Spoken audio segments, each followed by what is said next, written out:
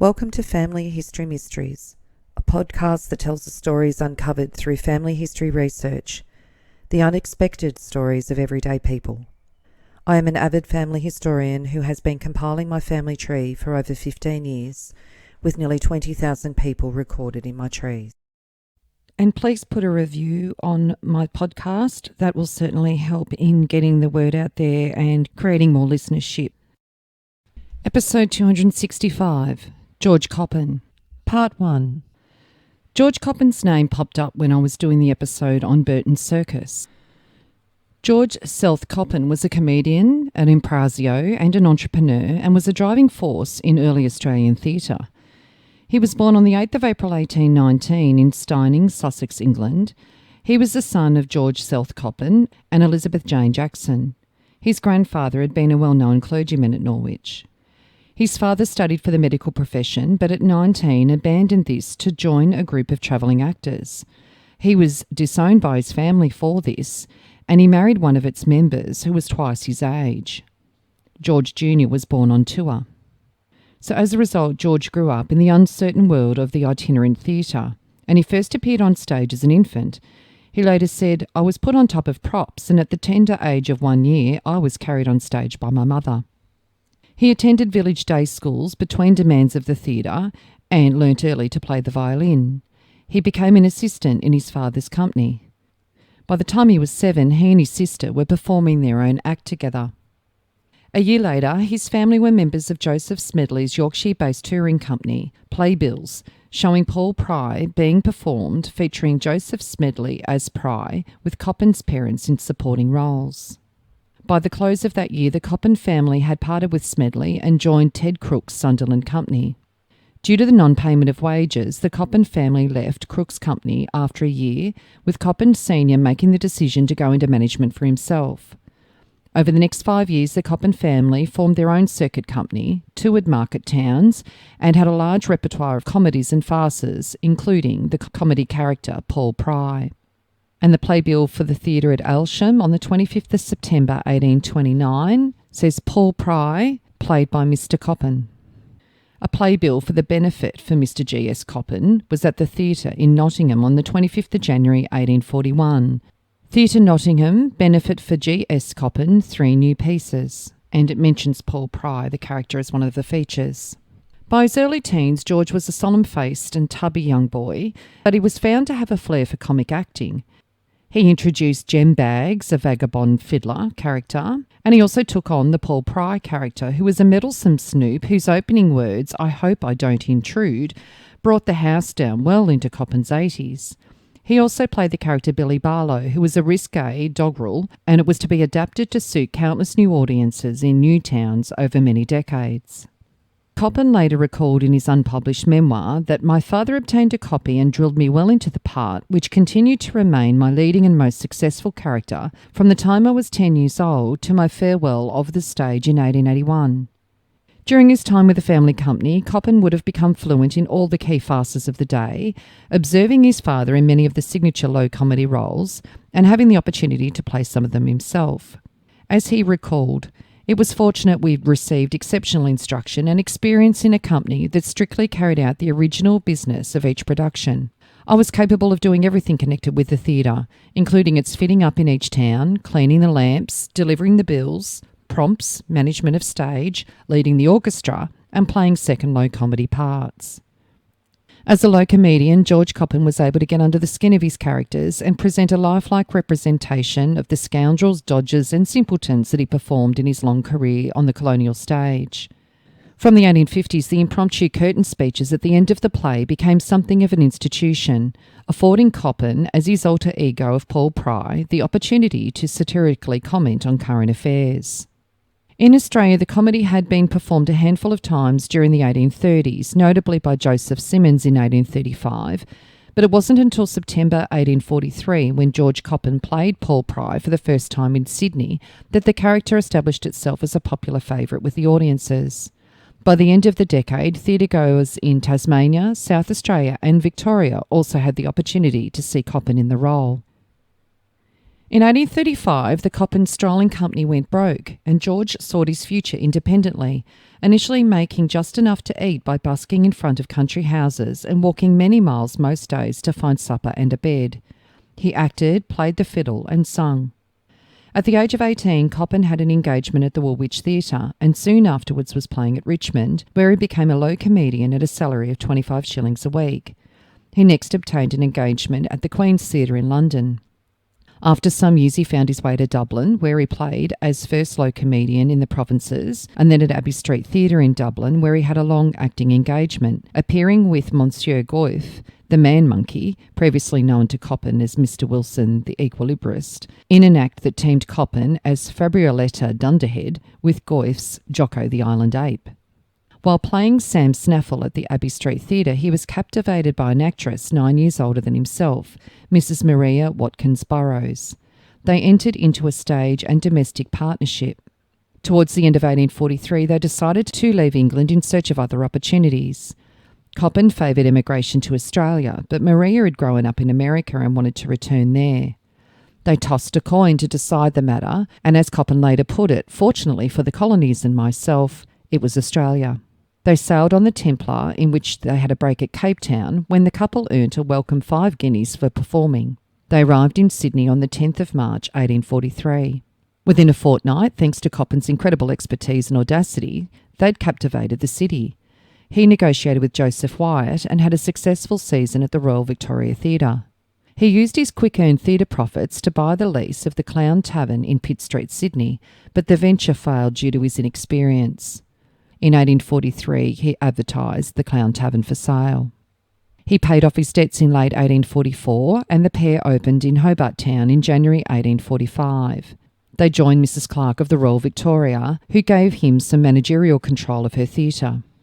When he moved to Launceston in March 1845, he took most of her players with him as members of his own company. In June, the company went to Melbourne with him. He opened at the Queen's Theatre as a rival to the Melbourne Company, introducing Victorians to the delights of the School for Scandal, and by mid-August he'd taken over the Melbourne Company and leased the theatre for a short season. In August 1846, they went to Adelaide, where on the 10th of September he converted a billiard room at Temple Tavern in Gillies Arcade and named it the New Queen's Theatre with a 700-seat capacity. On the 2nd of November 1846, he began his season with The King and the Comedian, Coppin playing the part of Stolbark. Coppin's company included recruits from Melbourne. In 1848, John Lazar returned to Adelaide and Coppin, now licensee of the Auction Mart Tavern and a racehorse owner and breeder, transferred the management of the theatre to John Lazar. He worked with John Lazar as an hospitable young hotelier, and he provided for banquets, political assemblies and other functions where patrons reflected his multifarious interests in business, mining, racing and Freemasonry. He imported luxuries, the first shipment of ice in South Australia, live turtles and also deer for venison. On the 10th of August 1848, Maria died after a brief illness, aged only 38. In 1850, he returned to manage the theatre in partnership with Lazar, and they refurbished the Old Queen's Theatre and renamed it the Royal Victoria Theatre. It opened on the 23rd of September and enjoyed great popularity, which lasted until the Theatre Royal opened in 1868 in competition. In March 1851, Coppin built the Semaphore Hotel, therefore giving the Adelaide suburb its name, and he built the White Horse Cellars, a hotel and theatre in Port Adelaide.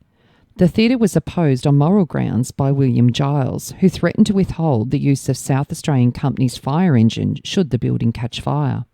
In the second half of 1851, there was an exodus to the Victorian goldfields that was unforeseen, and as a result, Coppin's copper mining speculations collapsed, and he was unable to meet his commitments. He became insolvent and he left for the goldfields himself in December 1851, but he lasted only 2 days on the diggings. He'd already gauged a means of a certain fortune by entertaining miners on their way to the goldfields in Geelong. In 1853, he returned to Adelaide to give his creditors a banquet and cheques for 20 shillings in the pound, so he paid them back in full. He then left for England. In London, he hired the Haymarket for a night as a gesture of self-advertisement and won lucrative recognition as a comedian.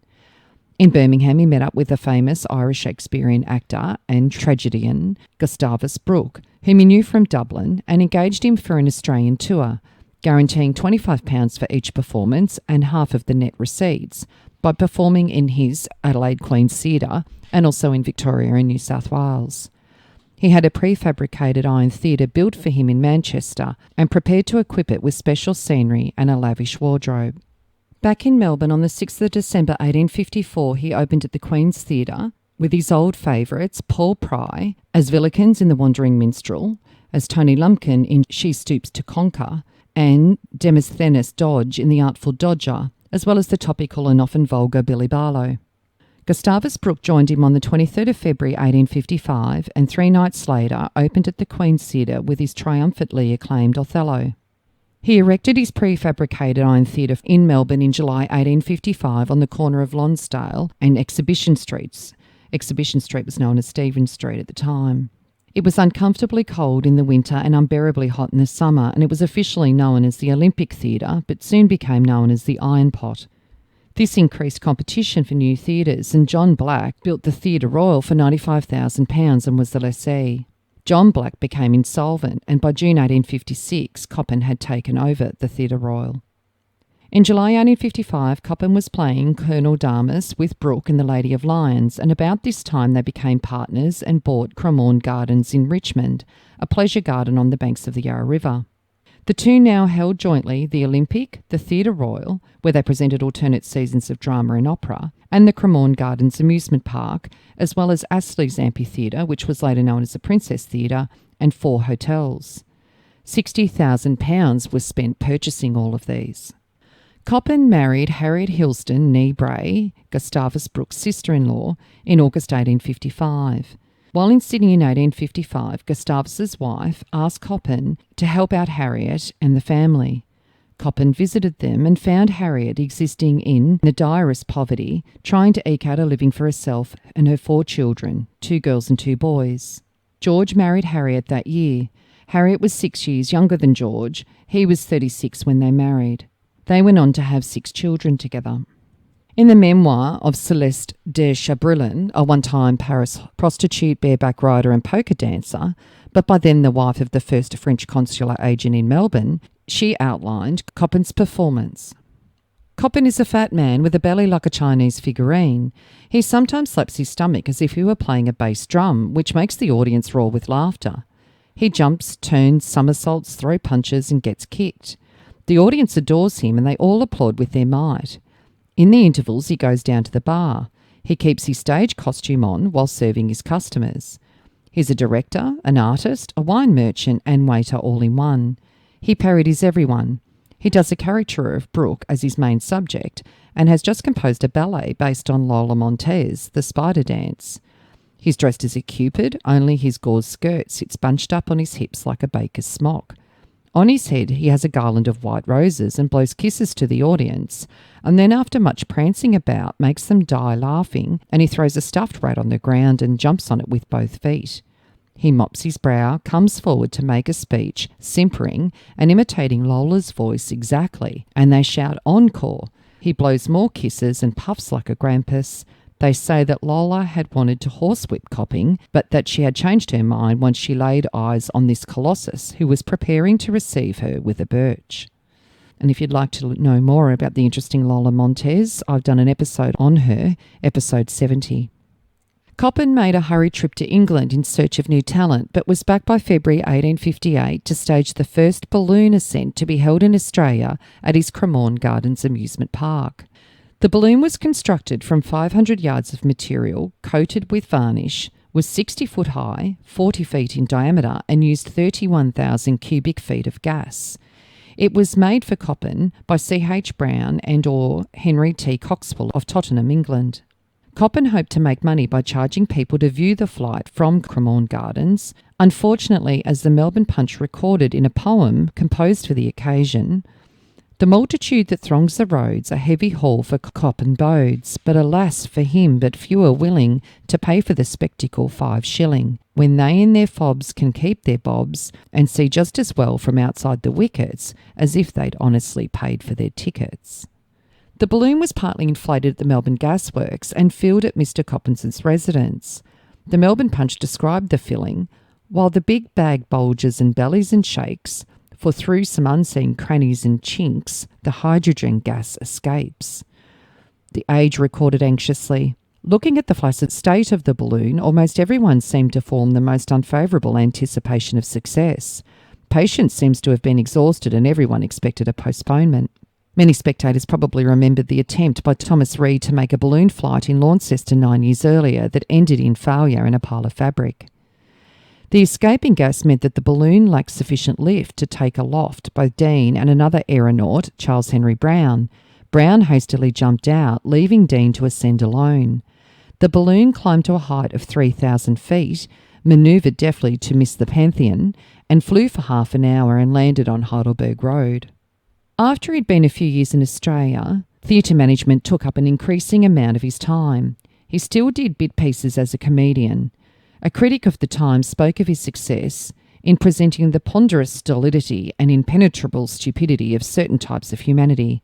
The voice, the gait, the movements, the expression of the actor's features were all in perfect harmony with the mental and moral idiosyncrasies of the person he represented, so that the man himself stood before you in a living reality. In April 1858, Coppin began to take an interest in public affairs. He became a councillor in the Richmond municipality and retired from the stage in the June. In October 1858, he was elected for the South Western Province in the Victorian Legislative Council for a term of 5 years. In February 1859, the partnership of Brooks and Coppin was dissolved. Brooke took over the Royal Hotel and the Theatre Royal, and Coppin took over the Olympic and Cremorne Gardens. This arrangement proved costly for Coppin, as the Theatre Royal had carried the other ventures. He converted the Olympic into Melbourne's first Turkish baths, but Cremorne Gardens continued to drain his resources. Brooke was mismanaging the Theatre Royal and he was steadily going into debt, and Coppin, having become security for a large sum in connection with the Melbourne and Suburban Railway, was in financial difficulties again. The line was sold and he became freed of his liability. His wife Harriet died on the 2nd of September 1859 after childbirth, and her 18-year-old daughter Lucy Hildeston took charge of the household. In 1859, Coppin imported 6 camels from Aden as exhibits for the Cremorne Gardens menagerie, and in 1860 he sold them for £300 to the Exploration Committee of the Royal Society of Victoria, who was going to use them in the Burke and Wills expedition. On the 4th of June 1861, Coppin married his wife's daughter Lucy at the Melbourne Registry Office. Their first child was born on the 5th of January 1862. They ended up having 2 sons and 5 daughters together. There were many headshakings as to the propriety of the match and the forebodings of the outcome, but neither of the parties were perturbed. Using old tactics, he decided to build a larger and more luxurious theatre, the Haymarket, with the adjoining Apollo Music Hall. It was completed in the September, and American Joseph Jefferson was engaged for the opening performance. Jefferson was world famous at the time for his perennial appearances in Rip Van Winkle. By 1863, Cremorne Gardens could no longer carry their trapeze artists, Maori dancers and fireworks displays. He sold Cremorne Gardens, which the buyer later converted into a private lunatic asylum. Too late to save his fortune, but with plans to recover it, Coppin resigned from the Legislative Council on the 18th of February 1863 and returned to the stage in earnest, touring the Victorian goldfields, Sydney and then Dunedin, New Zealand. In October 1862, he engaged Charles Keane and his wife Ellen for an Australian tour. They arrived in September 1863 and played in Melbourne, Sydney and Ballarat. In May 1864, while on tour with the Keanes, Coppin played a short season at the Prince of Wales Theatre, presenting a triple bill that included the characters Paul Pry, the one-string minstrel, and To Oblige Benson. After the first piece, he was called before the curtain, and as Paul Pry thanked his audience and took the opportunity to discuss a few local topics, including the railways. Ladies and gentlemen, here I am. I hope you are well. I am very glad to see you. I have just come up from Melbourne before I take final leave of the colonies. I had intended to come by rail, but found the line only completed to the Murray on the other side. Now it strikes me you ought to push your rulers a bit and try to meet on that side. Only mind they don't go too fast and burst their boilers. Allow me to say how much I am obliged to you all, and I hope to see as many friends about me every night. In July 1864, he left for California to tour with the Keanes. Coppin had paid his creditors in full before leaving. At a farewell dinner in Richmond, he was presented with 300 sovereigns as a token of appreciation and a gift for his wife. He said, "I shall visit America unprejudiced and impartial. and if I can discover any reforms to benefit Victoria, I shall not hesitate in saying so upon my return. Charles Keene wrote to his daughter Mary in May 1864, and referring to George, he said, "Mr. Coppin's a good businessman, and I believe a truly honourable and upright man, but he is a common man and possesses a certain rudeness of manner, which is very unpleasant when things do not run smoothly, and at the present time he dives both hands deep into his side pockets, and looks both blank and black, and gives short and curt answers. A well-bred man of the world has the art to hide these feelings." Coppin accompanied the Keynes as their agent from San Francisco in October 1864 to New York a year later. The US at the time was horribly disunited. There was a bitter contest in the presidential election campaign playing out against the backdrop of gruesome battles between the Union North and the Confederate South. Landing in California in October 1864, Coppin warned that public demonstrations in favour of the candidates, that is Republican Abraham Lincoln and Democrat General George McClellan, were likely to injure the early part of Mr. and Mrs. Keynes' season of Shakespeare. And so it was proved. In San Francisco, Coppin confessed, "The confounded election, which was due in the first week of November, injures our business very much." Some months later, when he was in America with the Keynes, he had the opportunity to play Paul Pry in San Francisco and in Victoria on Vancouver Island. In a letter dated the 15th of December 1864, he sent an account of his Canadian appearance in the Melbourne Herald. "My second night was full but not crowded. I made them a political speech in the character of Paul Pry, pointing out a few subjects worthy of their attention, and ridiculed their procrastinations in dealing with matters of great importance. It made quite a stir in the town, and they've had meetings and songs manufactured upon the address." And he also added an excerpt from the Canadian Victoria Times, which was published on the 23rd of December 1864. "Mr. George Coppin has given us low comedy, but low comedy in its highest form. It is not disparagement to Victorian intelligence to say that the house was crowded to see Mr. Coppin in Paul Pry and the Wandering Minstrel. The audience, which had satiated itself with Shakespeare in a most exemplary manner for more than a week, had earned the right to enjoy the broad humours of Mr. Coppin. The people laughed as they'd never laughed before. They laughed like schoolboys who'd escaped from the serious labours of the classroom. To the Australians it was a great treat to renew their acquaintance with an old friend, and to the English it was a great surprise to find that the best slow comedian of the day since the death of poor Edward Wright was an Australian manager. At the conclusion of the first piece, Mr. Coppin was called before the curtain, and the audience would not let him off without a speech, and the result was the best joke of the evening. In his character of Paul Pry, he gave his opinion on colonial matters in a manner which showed that the Australians knew the value of their man when they returned the comedian to the Legislative Council. In Paul Pry's opinion, he hoped he didn't intrude, as it would be better for them all. The hearty good humour with which the densely packed crowds received his genial criticism showed that they were not averse to learning something from a visitor who had so long an experience in a larger and wealthier colony.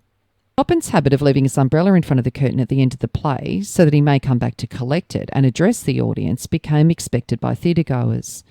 His speeches, given in an offhand way about things in general, became part of the show. As an extension of the play, it afforded the audience more time with a favourite actor, with more laughter, and the possibility that he might reveal something new or controversial. Many of his curtain speeches were published full in newspapers, like above, so the general public could enjoy them as well. By March 1865, he was in New York and struggling to find a Broadway theatre willing to accommodate the Keynes. Again, his timing was off. Every respectable playhouse on the great thoroughfare was doing a roaring trade with escapist fare, and theatre managers were not inclined to put tragedy on stage. Eventually, a venue, the Broadway Theatre, was found for Mr. and Mrs. Keene, but fast-changing events on the war front complicated plans to have them open there on Easter Monday. An auction for tickets was overshadowed by the fall of Richmond, the Confederate capital, and a press dinner was upstaged by General Robert Lee's surrender in Virginia. Coppin went to bed early on Good Friday, confident that his distinguished English stars would finally shine in Gotham. How could he know that down in Washington, D.C., President Lincoln was taking in a play at Ford's Theatre? So Coppin and the Keynes left and went to England, where he saw Gustavus Brooke and engaged him for another tour.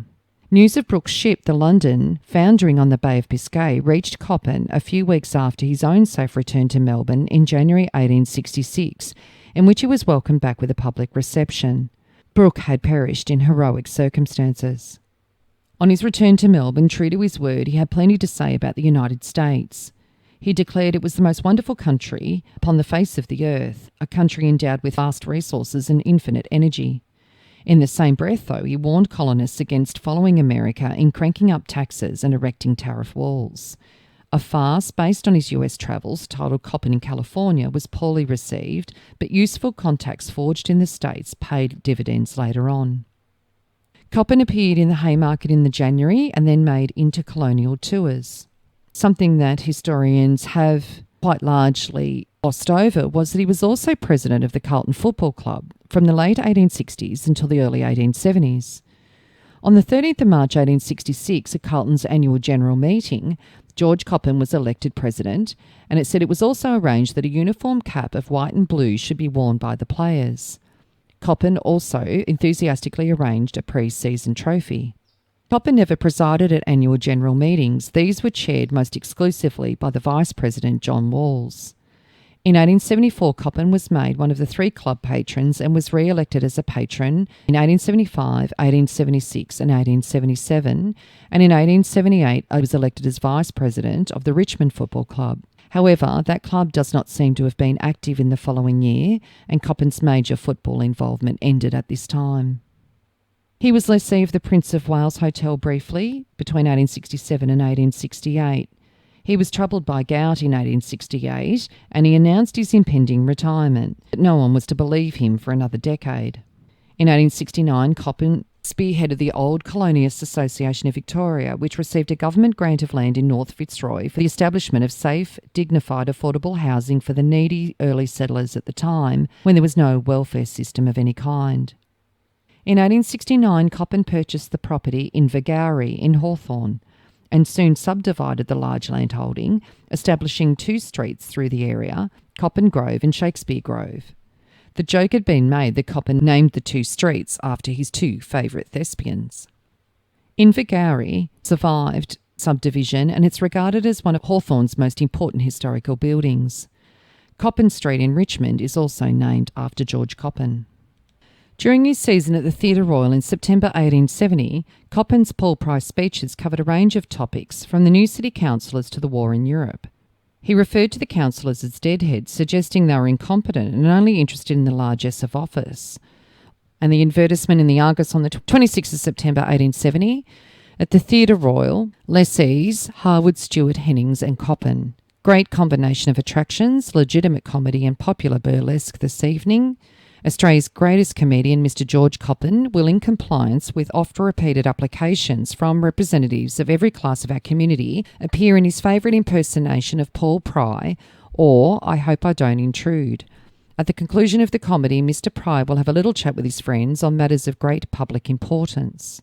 In December 1871, the Australian Dramatic, Operatic, Musical and Equestrian Association resolved to hold a benefit, and ahead of the event, the association, of which Coppin was president, sent letters to numerous worthies seeking donations.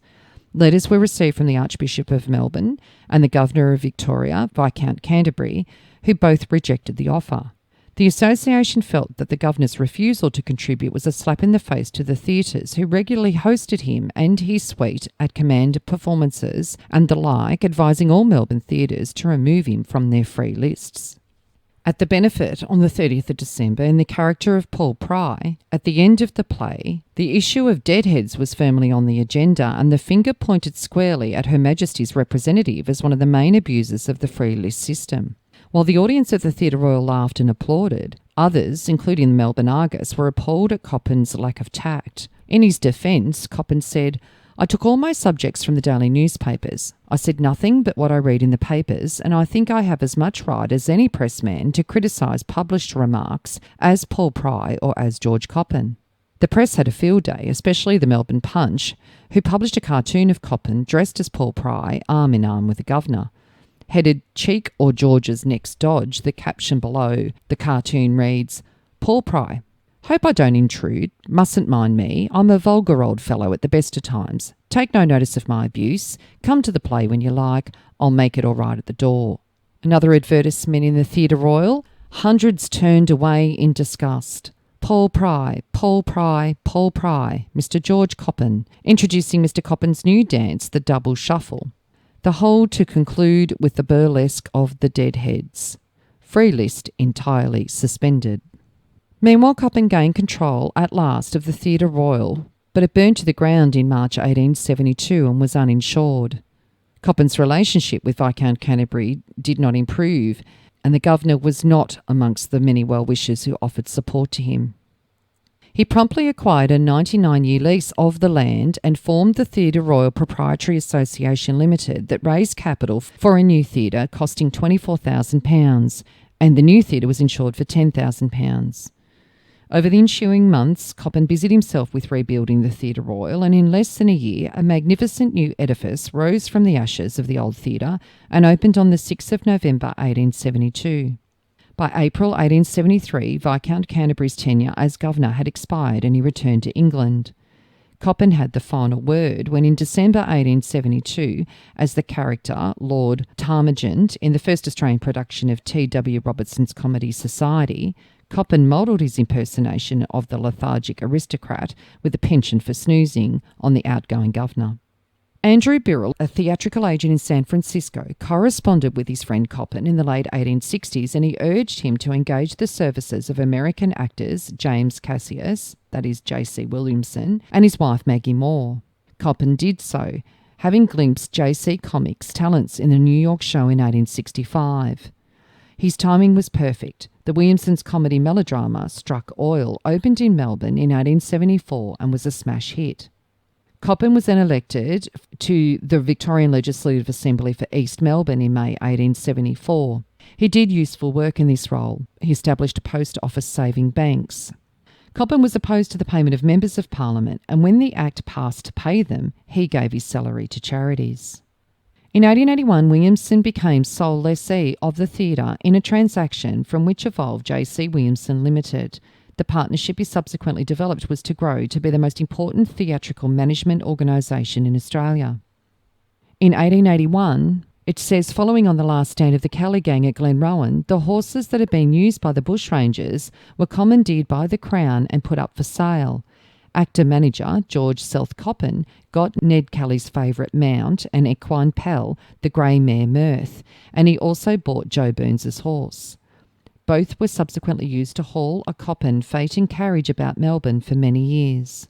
The horses also appeared on the stage in a Bland Holt drama. In late 1881, when Coppin commenced a round of engagements to mark his retirement from the stage, yet again, after almost 40 years in Australia, a limited edition portfolio of photographs was produced featuring him in his most famous roles. The album contained 8 photographs, including one of Coppin as himself, taken in Melbourne, and it also included the characters of Paul Pry, Putsey from The Young King, Daniel White from Milky White, Crack from The Turnpike Gate, Chrysos from Pygmalion and Galatea, and Mould from Not Such a Fool as He Looks. When Coppin announced his retirement on the 28th of June 1882, his performances in retirement numbered to 62, and it took him to other Australian colonies. His retirement, in fact, lasted for nearly a year. Coppin officially hung his umbrella up on the 10th of November 1883, and he played Paul Pry for the last time in the Theatre Royal in Adelaide, as noted by the South Australian Weekly Chronicle. The old comedian gave him to the audience with such broad humour as to make Paul Pry the source of a constant stream of merriment. The ludicrous makeup, the queer facial contortions, the low comedy of the speech and acting all contributed to remind one of the Coppin of old, who delighted many Adelaide audiences in the former days by his cleverly comical performances. At the close of the second act, Mr. Coppin appeared before the curtain to receive a well-deserved ovation, took advantage of the occasion to utter a few opinions on South Australian matters. Naturally enough, he could not refrain from allusions to the old times, and all of these were listened to with interest, whilst the cheery way in which he predicted the revival of our industrial affairs after an icy period of depression was led to an outburst of applause. He retained a stake in the Theatre Royal, and its profits saved him in the 1890s when he was badly hit by the bank crashes. He'd become a director of the Commercial Bank of Australia at the instigation of his friend Henry Turner. He also recouped his losses from the bank crash by producing elaborate long-running pantomimes in association with Bland Holt. One of his daughters, Lucy, became Bland Holt's secretary. Acting as an agent for the Dramatic Authors Association, he also derived income by charging theatre companies licence fees for staging members' works, even harrowing and pursuing them through courts on occasion, though the legal basis for asserting local performing rights was not established until 1896. He was a very senior leader within Freemasonry and a pioneer on many levels. He played a key role in the formation of the Grand Lodge of Victoria in 1883, on which he became the first Grand Master. The Coppin Masonic Lodge in East Brunswick bears his name, as does Coppin Hall at the Royal Freemasons' homes. He remained a member of the Legislative Assembly until losing his seat in March 1889. Soon after, in August 1889, he was elected as a member for the Melbourne province in the Victorian Legislative Council, and he held this seat until August 1895. His less than scrupulous business practices were to some extent balanced by his frequently innovative philanthropy. He was prominent in establishing the Victorian Humane Society and the St John Ambulance in Melbourne, and he founded free dispensaries at Richmond.